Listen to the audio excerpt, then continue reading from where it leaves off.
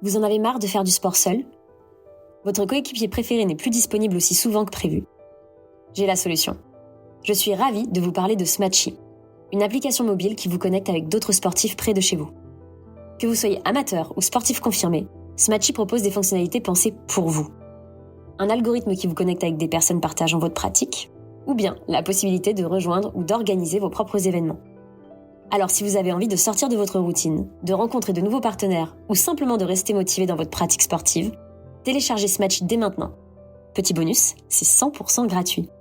Disponible dès maintenant sur l'App Store et le Google Play Store.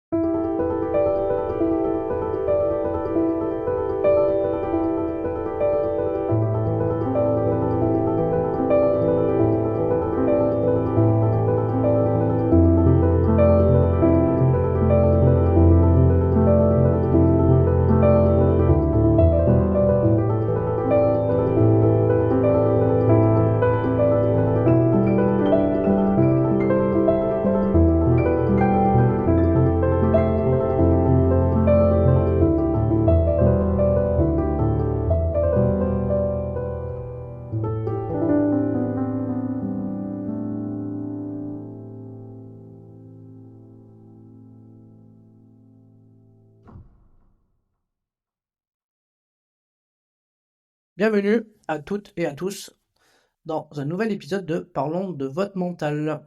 Donc aujourd'hui, j'ai l'honneur de recevoir un expert en préparation mentale que je connais depuis de nombreuses années et en sophrologie, Monsieur Sauveur Kyomo. Bonjour Sauveur. Bonjour. Bonjour Sébastien. Alors je vais te présenter un petit peu Sauveur et puis tu compléteras par la suite. Donc Sauveur, t'es un pionnier dans l'application de la sophrologie au sport et particulièrement au tennis. J'ai même été un de tes élèves il y a très longtemps, il y a très très longtemps, au Tennis Park de Marseille, je sais pas si tu t'en souviens. Et du coup, à l'époque, ta méthode s'appelait la méthode cyber-tennis. Et aujourd'hui, elle s'appelle la méthode instinctive tennis. À cette époque-là, on parlait moins quand même de la préparation mentale. Mais moi, j'avais la chance d'avoir des enseignants qui prêtaient quand même une oreille attentive, et notamment dans le tennis. Et moi, j'en ai fait particulièrement bien besoin, je crois. J'étais un peu perfectionniste et un peu nerveux. Et voilà, donc du coup, j'ai pu m'exercer avec toi de nombreuses techniques, hein, qui ont certainement dû évoluer avec le temps maintenant. Donc voilà, donc come back. Bienvenue sur le podcast. Ça me fait plaisir de pouvoir te recevoir. Ça fait vraiment longtemps qu'on n'a pas eu l'occasion d'échanger. Et voilà, n'hésite pas à compléter ta présentation, hein. Est-ce que j'ai oublié des choses? Non, elle est très excellente. Tu as bien résumé, au moins, on va dire, mon départ.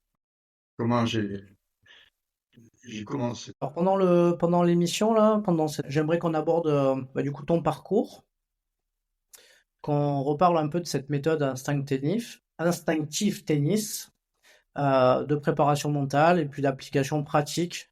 Voilà, et puis quelques questions qui me viendront au gré de tes réponses, hein, pour pouvoir compléter un petit peu. Et puis voilà, bah, écoute, on va commencer. Déjà, est-ce que tu peux nous parler un petit peu de ton parcours et comment tu es venu à utiliser la sophrologie? Oui, eh bien, j'étais moi-même joueur de tennis, mais ayant commencé très tard le tennis, j'avais 35 ans à l'époque. Quand j'ai découvert le tennis, je pensais que c'était pour des dames, des jeunes dames, mais non. Quand j'ai expérimenté le tennis, je me suis rendu compte de sa difficulté, notamment physique. Et puis j'ai disputé, comme tout le monde, quelques compétitions, et là je me suis rendu compte de la difficulté de mettre en œuvre ce qu'on apprenait en compétition, sous stress, etc. Et moi qui étais un homme extrêmement émotif, je perdais l'imperdable, comme on dit, hein. J'étais souvent en tête dans les scores et je me faisais remonter et je n'arrivais pas à endiguer cette propension à me laisser déborder sur la fin des matchs. Voilà. Je perdais en quelque sorte l'imperdable. Et donc, j'étais éducateur à l'époque, et puis j'ai eu 2 enfants, dont la deuxième, Isabelle Cuomo, qui était, elle, très douée sur le plan physique. Elle avait un physique extraordinaire. Elle avait des coups absolument étonnants dès 9, et elle était 4-6 à 13 ans. Voilà. Donc, elle était dans les meilleures françaises de l'époque. Mais voilà, tout comme moi, elle perdait l'imperdable, malgré un physique absolument impressionnant. Elle n'arrivait pas à battre notamment une des premières françaises qui avait les pieds plats et qui courait à 2 à l'heure, quoi. Alors qu'elle, elle avait un physique impressionnant. Et donc, je me lamentais, je me désespérais de ne pas pouvoir l'aider. Et je voyais très bien que ces enseignants, malgré que ce soit des enseignants de haut niveau, hein, qu'elle côtoyait, avec qui elle prenait des cours, je me rendais compte qu'ils étaient complètement démunis pour l'aider. Complètement. Et alors, je m'inquiétais, je disais, mais le mental, quand même, la partie psychologique, ça devrait pouvoir se développer. Et qu'est-ce qui se disait au niveau national? Au niveau national, il y avait de très grands entraîneurs qui disaient, ben, bon physique, bon mental. Moi, je me rendais compte tous les jours que c'était totalement faux, totalement. Et que le bon physique ne faisait pas du bon mental, pas du tout. Mais la chance a voulu que dans les années 80, pour mon anniversaire, un ami qui ne connaissait rien au tennis et qui travaillait à Emmaüs, à la bibliothèque d'Emmaüs, a voulu me faire plaisir. Il a trouvé un livre, tennis. Oui, mais voilà. C'était Tennis et psychisme de Timothy Gallwey, le premier au monde à avoir écrit sur la psychologie du tennis. Découvert ce livre par un très grand enseignant de tennis français, finalement quelqu'un qui était un visionnaire, Alain Cassaigne, qui l'a traduit en français. Et je suis tombé sur ce livre comme ça. Et quand je l'ai découvert, j'ai dit voilà, c'est ce qu'il nous faut.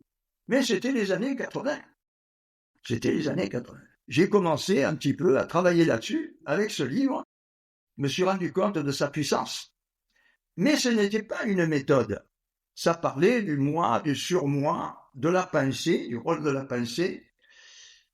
Et ça s'était passé comme ça. Timothy Gallwey, quand il a écrit ce livre, eh bien, c'est parce qu'il a manqué une balle au championnat des États-Unis. Il a manqué une balle alors qu'il était vainqueur. Il était champion. Mais voilà, la balle, elle était tout près du filet et il avait juste à la pousser. Et il a manqué. Mais voilà, Timothy Gallwey faisait du yoga.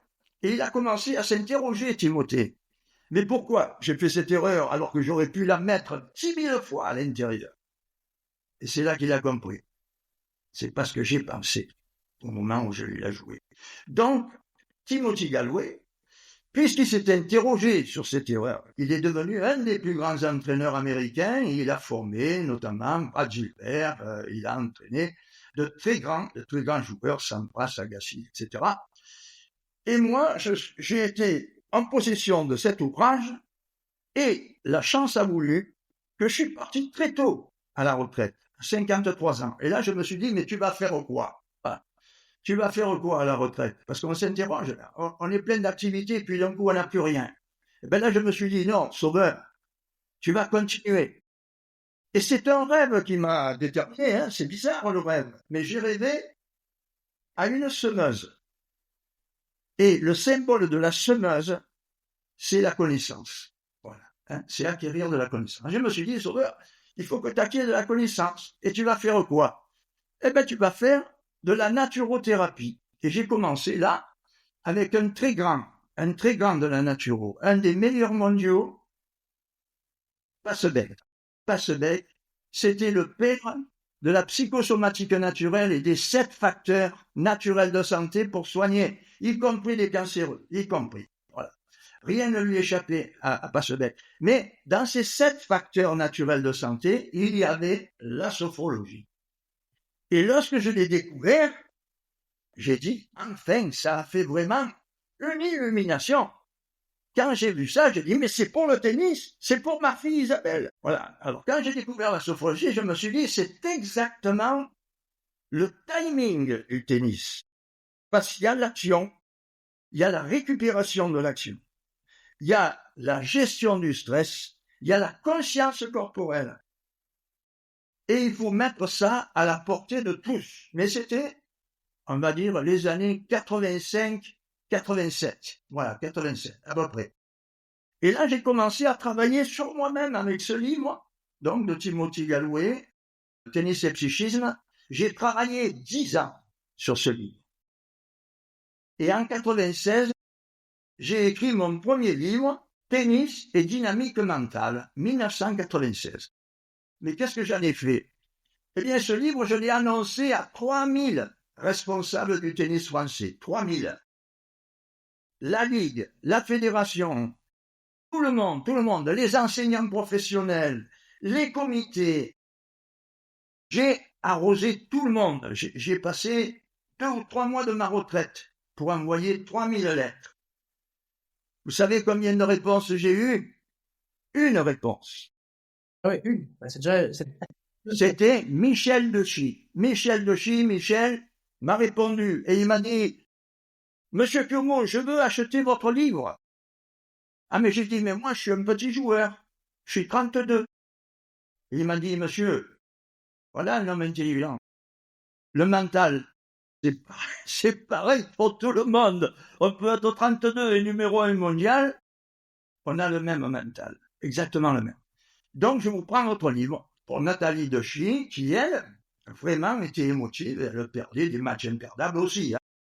Et elle partait à l'Orange Bowl. Ben, j'ai dit, ben, écoute, prends-le, hein, je lui donne, voilà.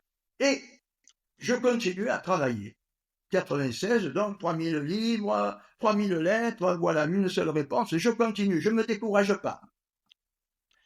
Et dans les années 2000, j'écris Le tennis en yoga de la vie.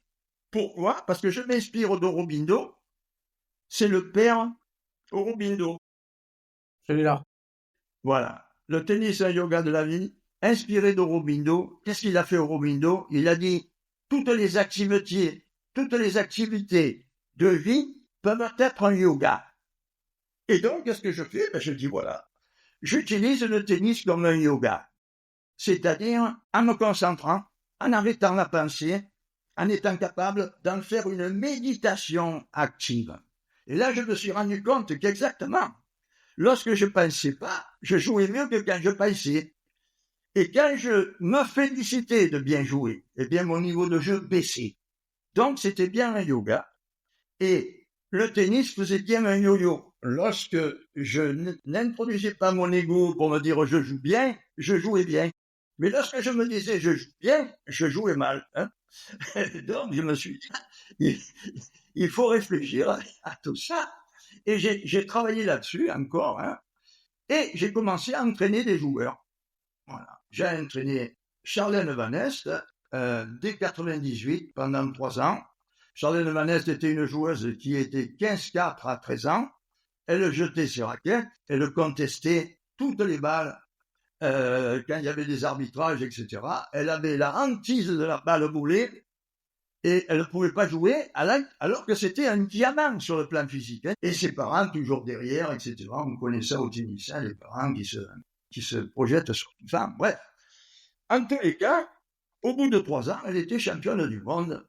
Dès 16 ans, elle a gagné l'Orange Bowl. C'est une des seules Françaises depuis des années, des trentaines d'années, à avoir gagné l'Orange Bowl. Donc, là, je me suis dit, bon, tu es sur le bon chemin, tu vois. Et donc, ça, c'était 2002, et j'ai continué comme ça. Mais je l'appelais cybertennis. Voilà. Et quelques années après, une autre joueuse, mais celle-là, à l'opposé, 80 ans, Yvette Lobus, qui fait encore l'objet de nombreux articles, notamment dans Tennis Magazine. Sa longévité, elle avait 80 ans, elle est venue me trouver, on a fait un stage sur la préparation mentale, mais surtout sur le relâcher du corps, les relations mentales-musculature, parce qu'on parle de préparation mentale, mais ça ne veut rien dire. Parce que le mental et le corps, ça ne fait qu'un.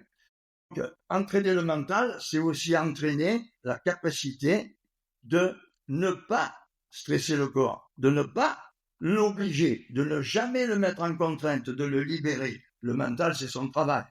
Le mental ne doit pas être un dictateur en train d'imposer au corps telle et telle contrainte de jeu. Voilà. Le mental doit au contraire permettre au corps de exprimer toute son intelligence et son expérimentation. Quand j'ai trouvé là-dessus, Yvette Logus, bien sûr, elle est venue faire un stage, bon, elle est repartie, elle a gagné le championnat du monde des 80 et plus. Et maintenant, elle est encore vice-championne du monde des 90 et plus. Tu vois, bon, ça me donne rien. Je l'ai rencontré il n'y a pas longtemps, tu peux pas savoir le plaisir que ça m'a fait. À 90 et plus, l'avoir joué, et être toujours comme ça, tu sais, avoir cette volonté de vaincre. Mais elle m'a marronné, alors de temps en temps, elle me jetait là, elle disait, Pétard Sauveur, il m'a pas dit de faire comme ça. Alors quand elle m'a dit, Sauveur, j'ai pas tout à fait fait ce que tu m'as dit, mais j'ai dit non, mais bon, ça va, c'est encore une icône. Tout le monde, tu es un bel exemple pour la jeunesse. J'ai continué comme ça, et maintenant, bon, je me suis dit, bon, mais tout ça, il faut le mettre à la portée de tous. Pourquoi? Mais parce que utiliser le tennis comme ça, c'est être capable. Si on gère l'émotion dans le tennis, on le gère dans la vie. Et là, j'ai eu des témoignages absolument fabuleux qui m'ont fait pleurer. J'avais en cité qu'un, puisqu'on n'a pas le temps de tout raconter, là. Mais j'avais en cité un, il est typique. C'est Sylvain. Je ne vais pas citer son nom, mais c'est Sylvain. Sylvain, il est dernier en classe. Il bégaye. Tout le monde se moque de lui. Il manque de confiance en lui. Et c'est même, je vais donner son nom, c'est Sylvain Béranger.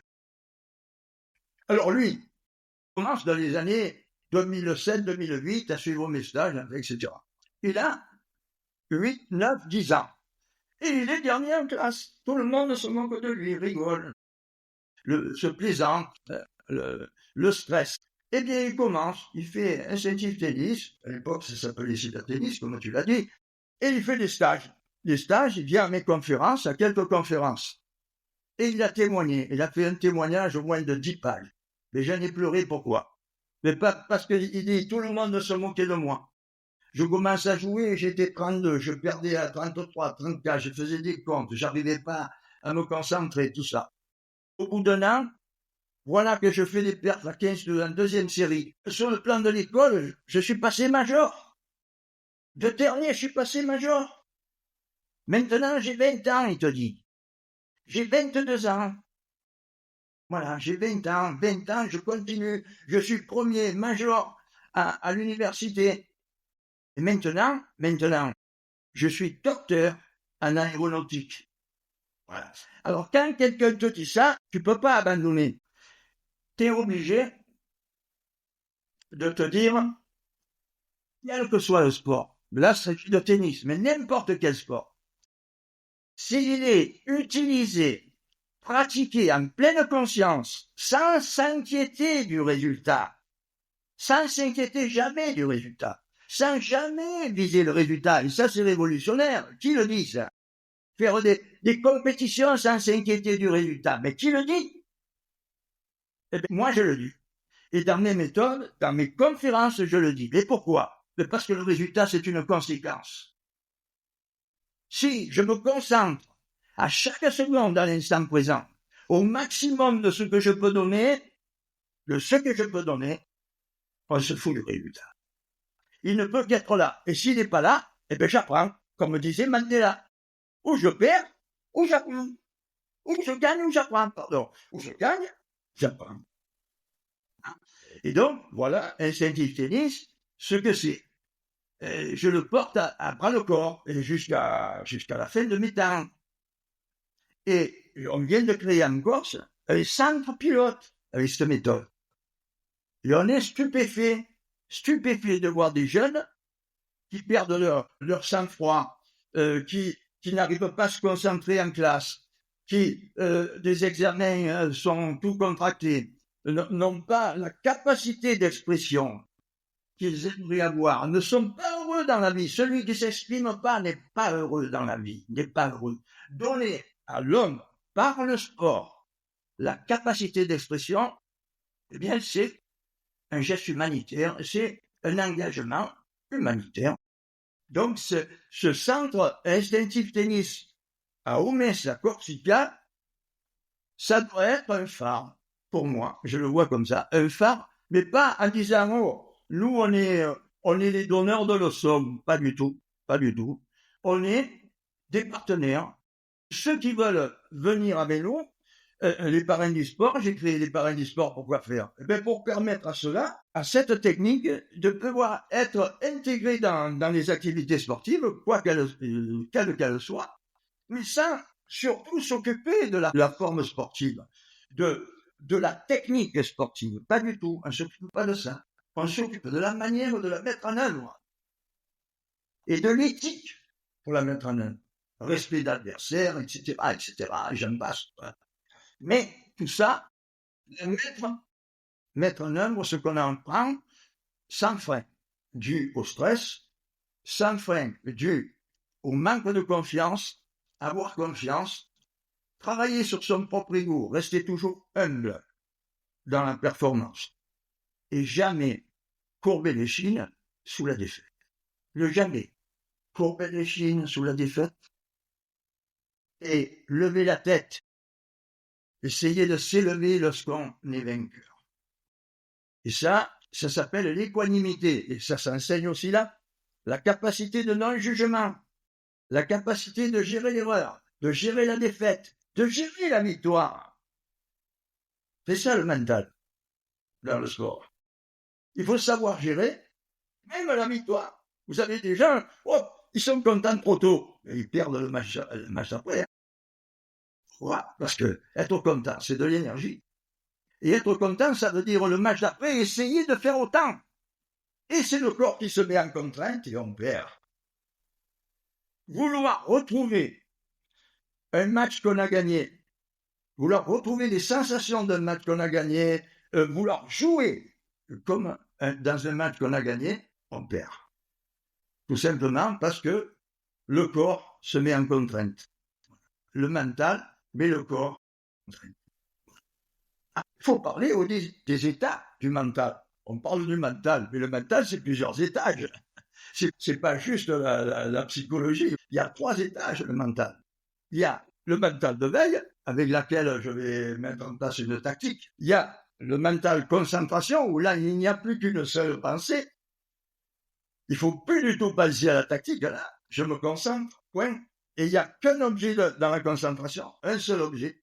Il y a le surmental, où là, il n'y a ni objet, ni pensée. Ça s'appelle la pensée-action.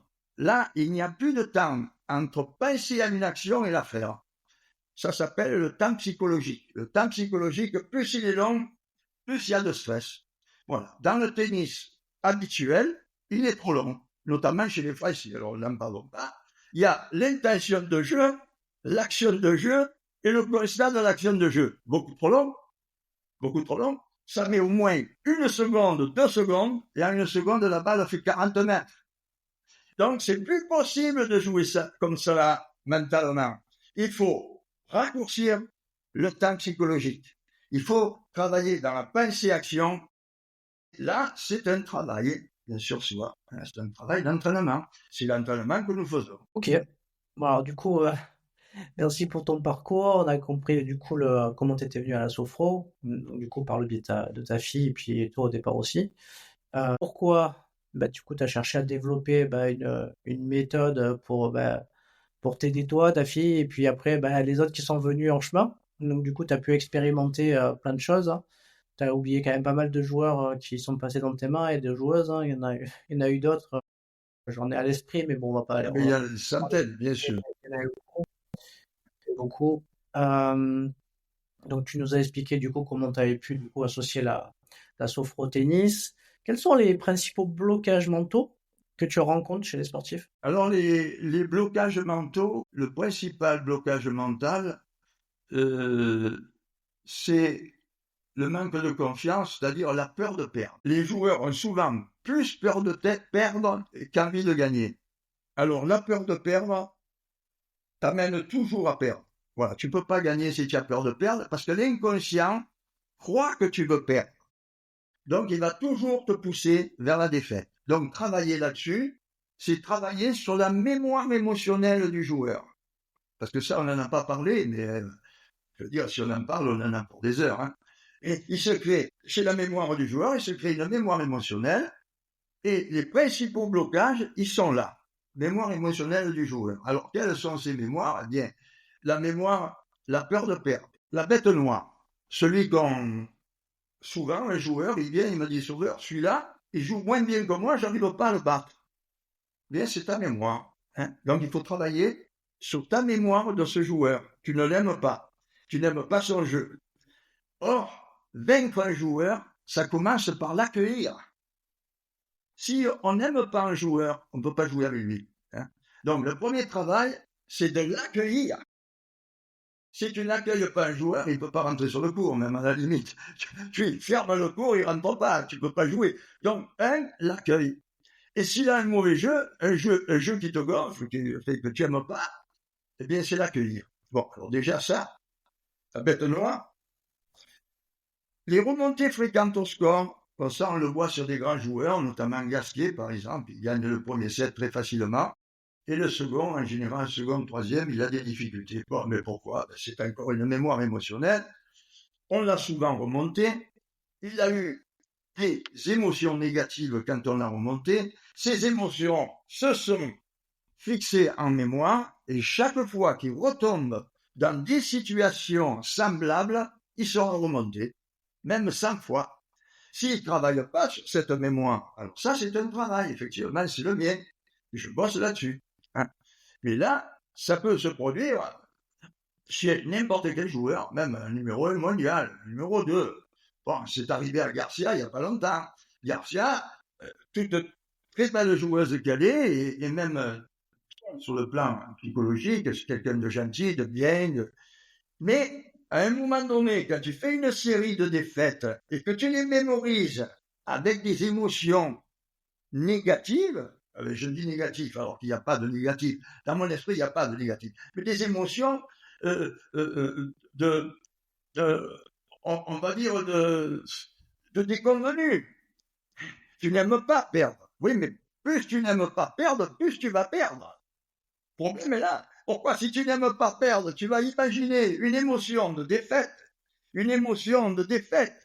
et elle va te suivre tout le long d'une vie si tu ne sais pas la surmonter. Donc, ce que je trouve comme frein chez les joueurs, c'est surtout qu'ils apprennent déjà le tennis tout petit avec l'auto-jugement. Ça, c'est l'enseignement qui ne colle pas. On enseigne à un joueur, fais ci, fais là, et chaque fois qu'il fait mal, on lui dit, bon, là, t'as pas fait ci, t'as pas fait là. Le joueur, il s'auto-juge négatif sur telle ou telle action, et il se la traîne toute une vie. Ou peut-être pas toute une vie, mais pendant un certain temps. Pourquoi? Parce qu'on travaille l'auto-jugement. Dans cette méthode instinctive tennis, il n'y a pas de jugement. Il n'y a que de la lucidité. Être lucide, c'est ne pas juger. Par exemple, la gestion de l'erreur. Je vais parler de la gestion de l'erreur dans la méthode, puisqu'on apprend ça, et c'est souvent un frein pour les joueurs, s'ils ne savent pas gérer l'erreur. Ça s'accueille. Ça se constate. On ne dit pas, tiens, j'ai manqué encore une balle. On dit, elle est sortie d'un sans émotion. Et là, oui. Là, on commence à avoir du mental. Quand on n'a pas de jugement. C'est ça le mental. C'est pas avoir un mental puissant de vouloir tuer tout le monde. Hein. C'est pas ça le bon mental. Le bon mental, c'est être capable de sortir de l'énergie du calme comme le lac. Comme le lac. Voilà. Si on est comme ça, oui, on va sortir le maximum de ce qu'on a. Voilà. Et donc ça, c'est instinctif tennis. On apprend aux joueurs, chaque fin de point, de revenir à un état calme comme le lac. Et derrière, il y a de l'énergie. Hein. Quand on arrive à faire ça avec un joueur, évidemment, on peut dire que même dans un stage de 5 jours, eh ben, il progresse de 5 niveaux tennistiques. Ben, ça s'est vu souvent. Des joueurs qui ont gagné 1000 places à l'ATP en 6 mois, ben, instinctif tennis. 1000 places à l'ATP, 1400 au début de stage, 400e au bout de 6 mois. Ben ça s'était jamais vu. Mais pourquoi? Ben parce que le joueur en question, 1m96, il sert à 3 à l'heure. Hein. Pourquoi? Parce qu'il a peur de faire l'erreur, parce qu'il est contracté du tout au haut du corps. Donc le premier travail, c'est de le détendre là, de le détendre du haut, parce que c'est le mental qui lui a contracté la musculature. Hein? Quand on parle d'un préparateur mental, ça prépare aussi la plasticité corporelle, qui est directement liée à la psychologie du jeu. Voilà. Donc, le mental, quand on dit, d'ailleurs, je vais terminer peut-être là-dessus, je ne sais pas ce que tu veux me poser comme question, mais en tous les cas, quand on dit il y a le mental, la technique et le physique dans le tennis, permets-moi la stupidité, on ne peut pas être plus stupide que ça, parce que la technique, c'est une mémoire.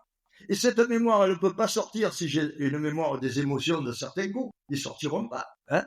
Donc, physique, ben, si je n'ai pas de la volonté, je ne m'entraîne pas physiquement, donc c'est le corps mental. Hein. Donc, c'est stupide. Voilà.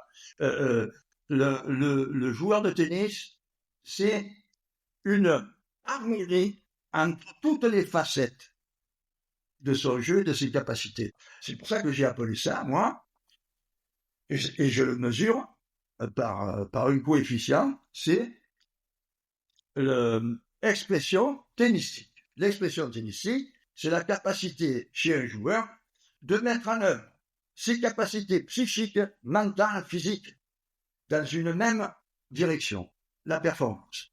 Un surpassement de soi. Voilà. C'est pas battre un joueur, on s'en fout de ça.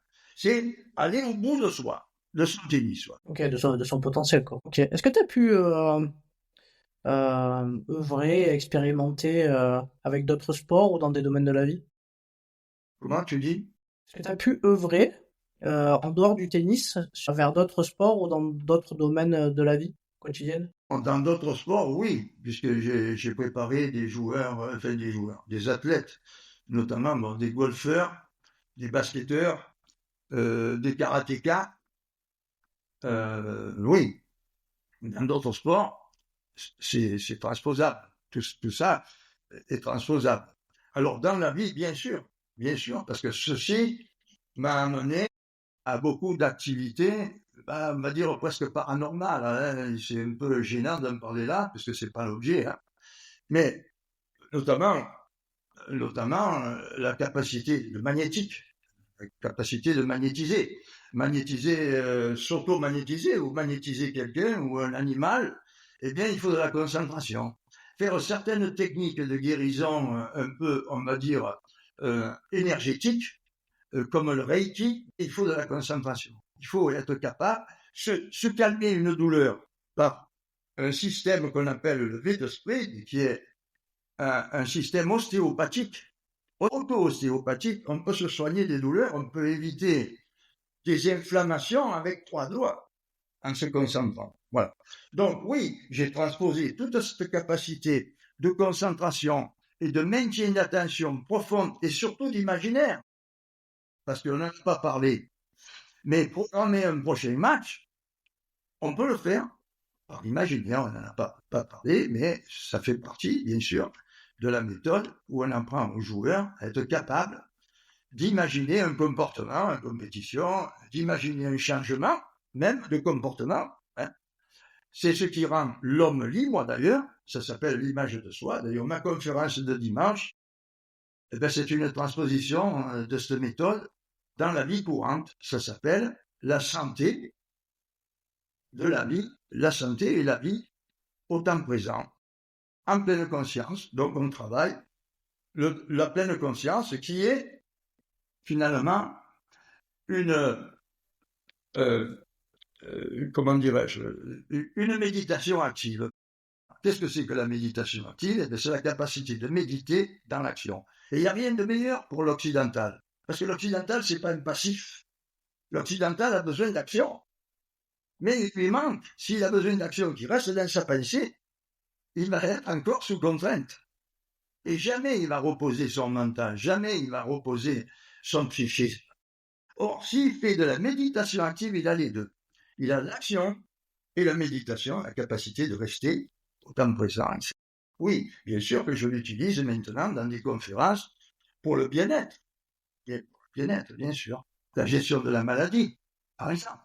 Gérer la maladie, d'abord, ne pas la mémoriser, ne pas en avoir peur. Si on a peur de la maladie, on la renforce, on guérit moins vite, etc. Bon, mais oui, on va dire que les applications de cette méthode, elles sont universelles puisqu'elles utilisent, comment dirais-je, elles utilisent des techniques universelles qui ont quelquefois plusieurs millénaires.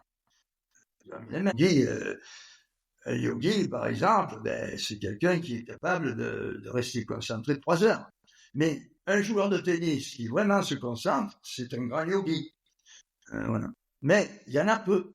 Même dans les plus grands français, même en français, il n'y en a pas. Mais disons, dans les plus grands mondiaux, ils sont rares ceux qui vraiment connaissent vraiment leur mental. Ils sont rares. Hein. Ils arrivent là dans des grands tournois parce qu'ils ont joué des heures, ils ont des capacités physiques impressionnantes. Ils vont arriver dans des grands tournois. Mais de dire qu'ils ont un bon mental, ça c'est une autre histoire. Hein. C'est à voir. C'est à voir. Et d'ailleurs, ça se voit dans la longévité. Quand un joueur, il arrête de jouer, un grand joueur, et qu'il continue avec un bon psychisme, un bon moral, il a un bon mental. Mais il y en a tellement qui ont mal tourné parce qu'ils étaient plus dans les médias, ils étaient plus à la une des journaux, ils ont sombré, on ne peut pas dire qu'ils avaient un bon mental. Moi, un bon mental, c'est toute une vie. C'est même vieillir jeune, un bon mental.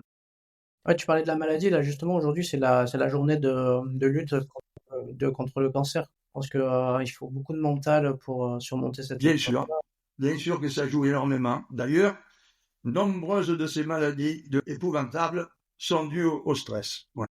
On perd quelqu'un, on a du mal à le surmonter, et on est sujet à la maladie. Puisque tu parles de stress, le stress, il y en a beaucoup qui le vivent au quotidien, hein, de par le travail et comment dire, cette philosophie de notre époque au rendement, j'ai envie de dire.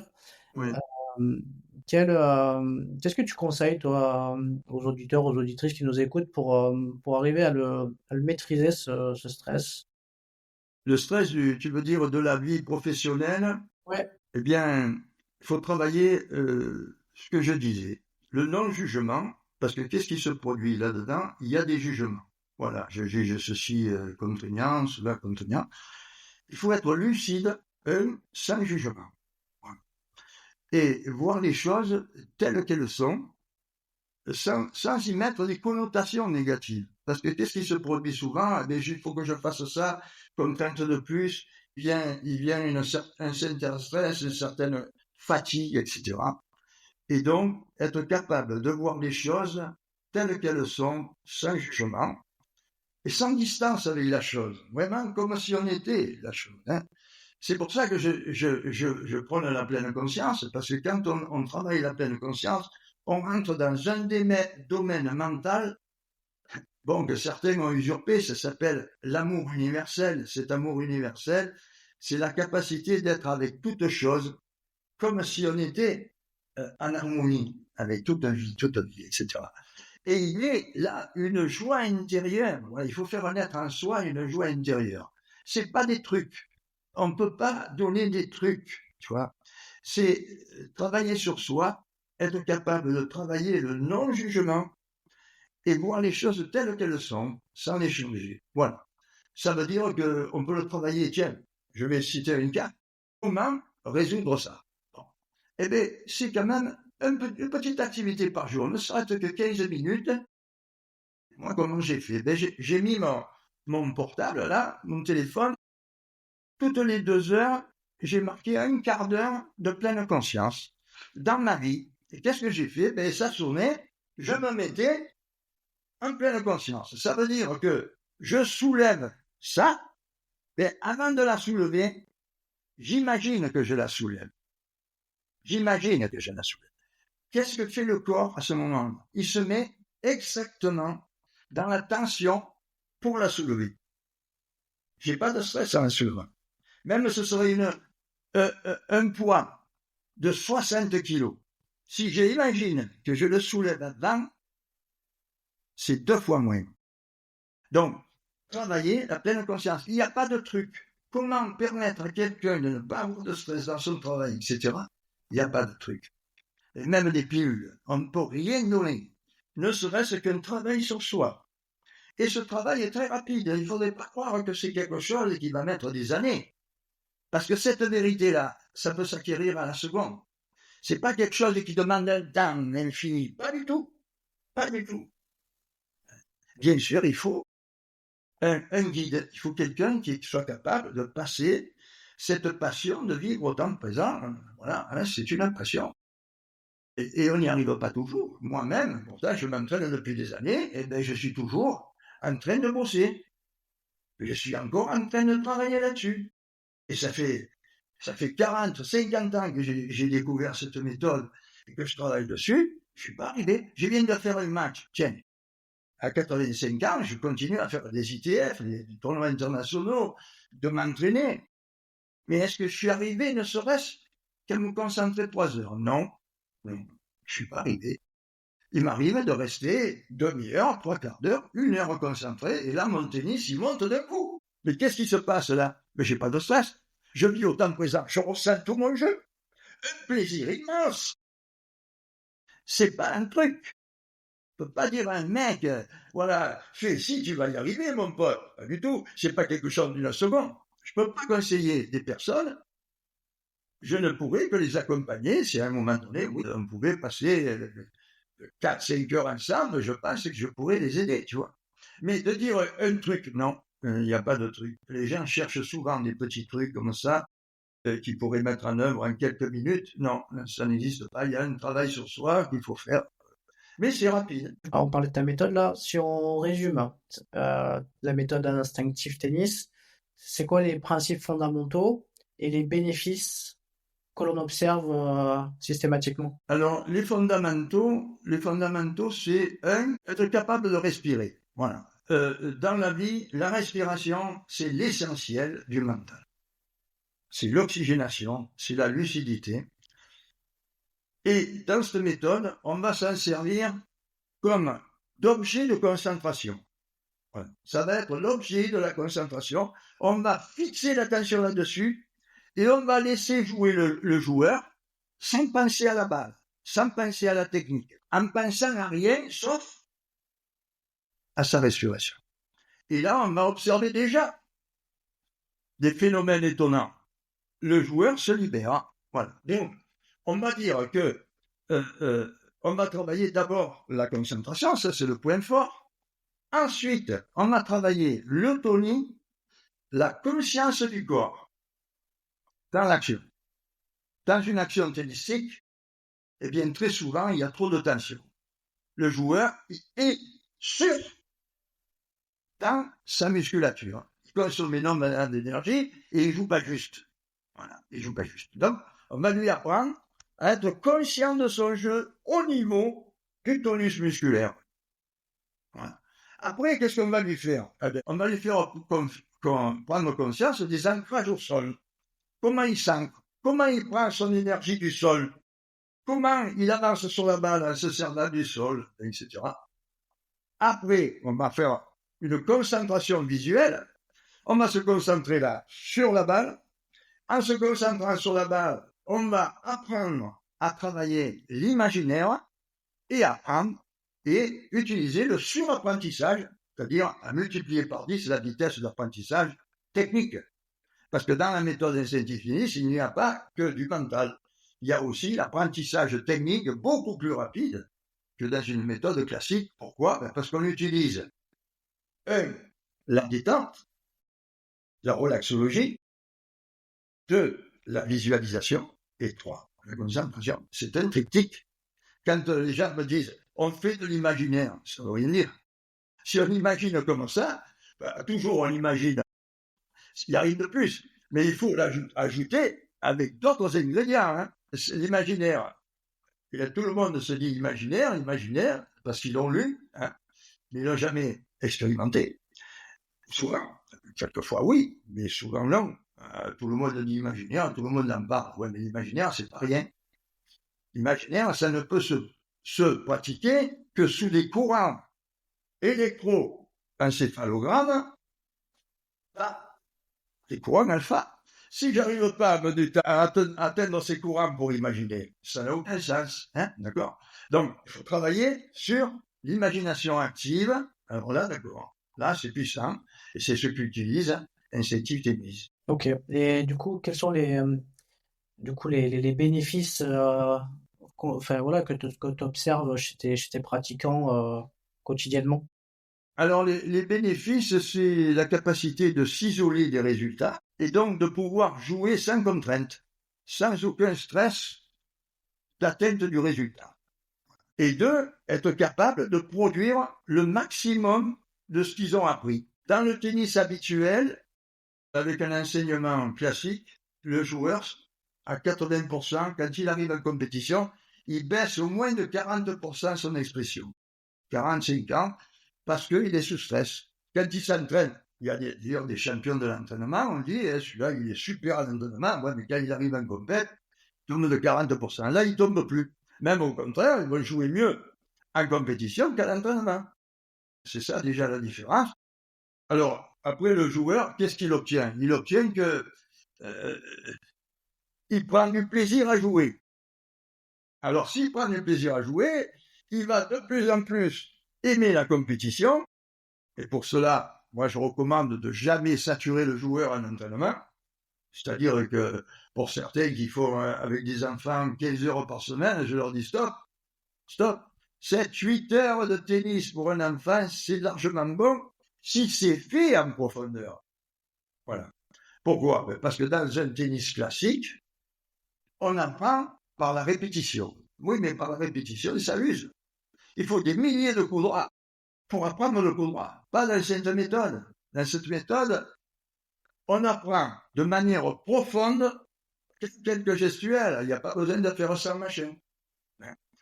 Donc, c'est aussi extrêmement positif, ça. Parce que ça fatigue pas le joueur. Et quand le joueur arrive en compétition, il a envie de jouer. Il a un plaisir de s'exprimer. Il n'est pas fatigué. Il n'est pas, on va dire, saturé de tennis. Donc, du coup, là, tu viens de mettre un peu l'accent, en tout cas, sur ce qu'on peut appeler la préparation mentale, hein, donc avec l'importance du mental dans le sport, différentes techniques de gestion, notamment du stress, qui sont importantes pour mieux se libérer, quoi, et pour pouvoir bien jouer, le rôle de la visualisation aussi qui est important. Est-ce que tu aurais des applications un petit peu pratiques, je sais pas, un exemple concret de séance? Ce qu'on peut donner, c'est le plus simple, hein. On peut donner un exercice simple pour les joueurs, là. C'est de pratiquer la respiration synchronique et consciente. Voilà. C'est le premier jour de stage. J'ai commencé les stages de 5 jours. C'est le premier jour. Comment? Pour les joueurs et les auditeurs, parce que c'est aussi applicable dans la vie quotidienne. Alors, si c'est dans la vie quotidienne, on va dire, ce serait la respiration consciente. On peut faire de la respiration consciente à ce moment-là. On peut dire, tiens, pour l'endormissement, on va dire pour tout le monde, joueur ou non joueur, hein, d'abord. Joueur ou non joueur, on peut pratiquer ce qu'on appelle le chauffage corporel. Voilà, c'est muscler le diaphragme. Là, on n'en a pas parlé, mais dans la méthode Incentive Tennis, le premier travail, c'est la musculation du diaphragme. Pourquoi? Parce que c'est un second cœur. Le diaphragme tire le sang veineux, pendant que le cœur pousse le sang artériel. Donc, la musculation du diaphragme, ça intéresse tout le monde. Alors, comment le muscler, ce diaphragme? Eh bien, par la respiration consciente, à l'endormissement pour tout le monde, par exemple. Je suis dans mon lit, j'inspire par le nez, et en inspirant par le nez, je dois, par mon abdomen, pousser le bras. Le bras doit se soulever quand j'inspire. Et quand j'expire, il doit baisser. Et qu'est-ce que je fais? J'en reste conscient. C'est-à-dire, je ressens, je l'écoute, ma respiration. Quand j'expire, le ventre gonfle. Quand j'expire, le ventre rentre. Donc, je le vois à mon grâce. Je vais m'endormir beaucoup plus vite. Pourquoi? Parce que je fais baisser les courants mentaux. Je les fais baisser. Pourquoi? Parce que je pense plus. J'écoute ma respiration, donc je pense plus. Et je muscle mon diaphragme. Et au bout d'un mois et demi, je me mets à respirer comme un chat. Un chat, au bord d'une cheminée qui respire, il faut le voir. Sa tranquillité. Sa tranquillité. Voilà. Donc, travailler ça, fabuleux. Aussi bien sur l'esprit que sur le corps, bien sûr. Alors, pour les joueurs de tennis, eh bien, la première journée que nous faisons, même les premières heures, si un joueur vient nous voir, ça va être ça. Mais comment? Autrement. Pour le joueur de tennis, il va travailler la respiration synchronique de la méthode. D'ailleurs, je vois qu'on commence à en parler de partout. J'ai rencontré un joueur hier. Il m'a dit, tiens, j'ai regardé un truc sur la respiration synchronique, c'est paru dans un tennis magazine, je sais pas quoi. J'ai dit, mais tu sais pas que c'est de moi, ça? Tu sais pas que ça a 30 ans? J'ai commencé il y a 30 ans à travailler là-dessus. La respiration synchronique, c'est simple. C'est simple. Quand la balle arrive, j'inspire. Et quand elle part, je souffle. Mais je ne fais pas que ça, je l'écoute. Ça s'appelle la concentration auditive. Je l'écoute comme une musique, comme si j'étais sur un divan et que j'écoute quelqu'un souffler. C'est non. Ouais, je l'écoute souffler. Voilà. Quand je suis comme ça, je suis passif. Je suis reposé. Et le corps est libre. Et là, je m'aperçois de choses absolument étonnantes. C'est que le corps est intelligent. Il est capable de jouer. C'est pensé. Voilà. Il est capable. Pourquoi? Mais parce que les coups, il les a fait des millions de fois. Et s'il fait une erreur, le mental, c'est parce que j'oblige le corps. C'est parce que je pense. Si je pense pas, que je suis concentré, il est impossible. Tu m'entends bien, hein, Sébastien?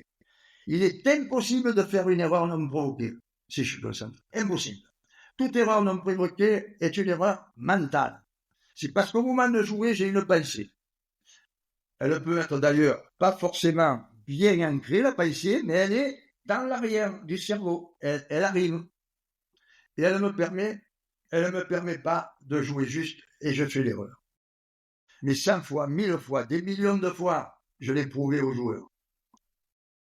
Et comment je l'ai travaillé là-dessus? Eh bien, je souffle à la frappe et je maintiens mon souffle jusqu'à ce que la balle elle touche dans le court adverse. Je maintiens le souffle. Là, maintenant, le souffle, j'allonge le souffle. J'augmente l'oxygénation du cerveau et du corps. Le cerveau en lui-même, il consomme 20% d'énergie, 20%. Ça, quand il pense. Donc voilà un exercice simple, j'en dirai pas plus. J'inviterai plutôt les personnes à venir faire un message. Je vais pas tout dire. Ah, en tout cas, voilà un premier jour où on travaille que là-dessus, la respiration. ah non, mais c'est important. En tout cas, là, ce que tu expliquais là sur cette méthode enfin voilà, ce qu'on pouvait faire dans son lit le soir pour respirer, moi c'est quelque chose que je fais régulièrement en fait. C'est important parce qu'on a tendance à avoir une respiration désynchronisée, c'est-à-dire à respirer aussi à l'envers, être en apnée. Bon, on s'en rend pas compte, mais très souvent, en fait, on respire pas, en fait. C'est superficiel, et puis quelquefois, c'est à l'envers. Là, justement, ça permet effectivement, déjà, ça transforme le joueur, hein. Ça le transforme. Avec peu d'explications, parce qu'instinctif tennis, ça a beau être une préparation mentale, elle est extrêmement simple. Sa puissance vient de la simplicité d'explication.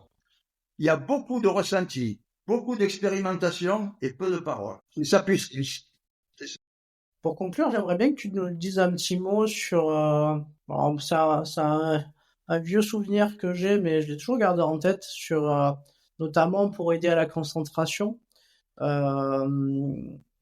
Je vais expliquer un petit peu le rôle de la pieuvre. En fait, la multiplicité des informations qui vient au final t'empêcher d'être concentré. Hein, la pieuvre? Pourquoi tu connais ça? Je te l'ai dit, ça?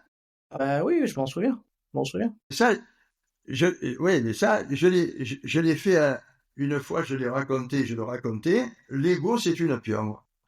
C'est-à-dire que quand tu te concentres, quand tu n'as plus qu'une seule pensée, par exemple, tu as pris la balle en concentration, l'ego, il n'est pas content.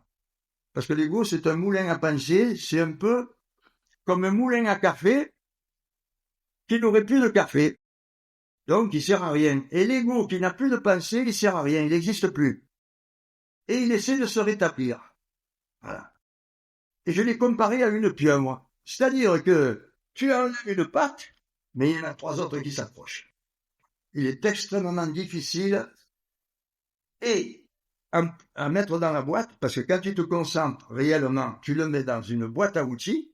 L'ego, c'est un excellent outil, mais c'est un outil.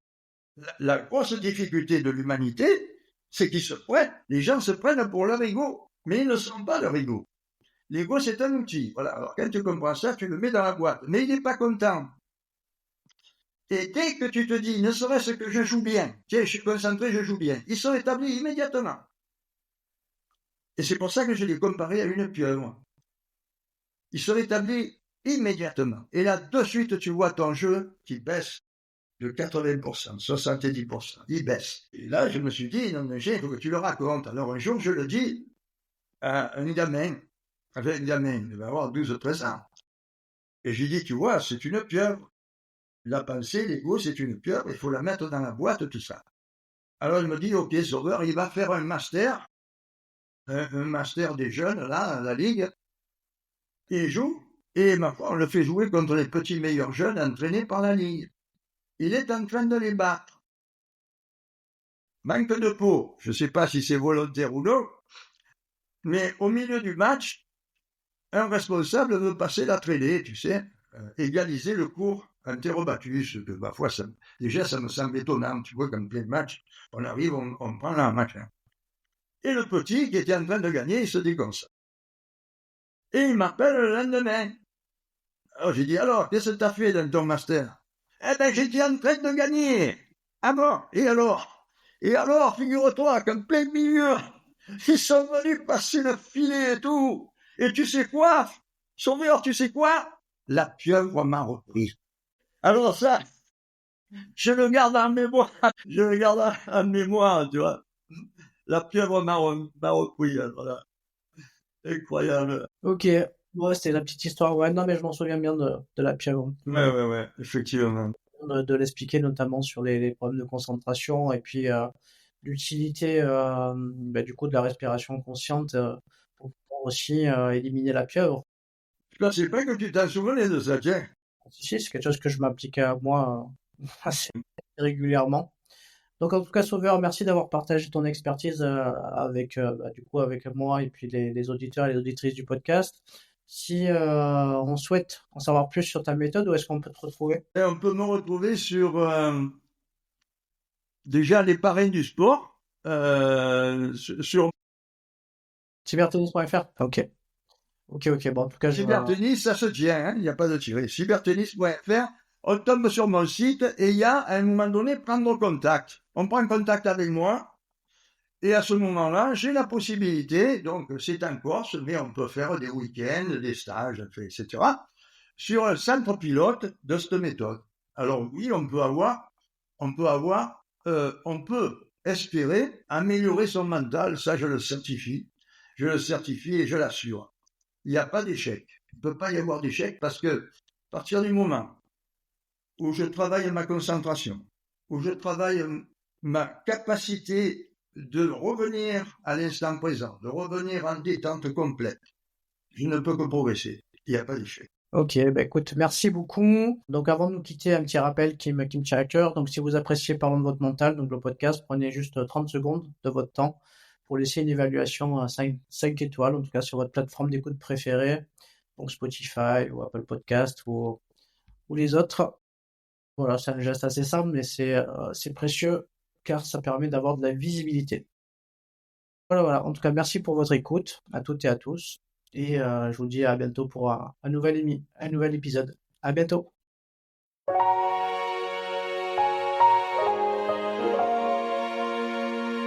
Et voilà, nous voici arrivés à la conclusion de cet épisode. Merci pour votre écoute. J'espère que le témoignage de notre invité vous a inspiré et donné des clés concrètes pour développer votre propre résilience.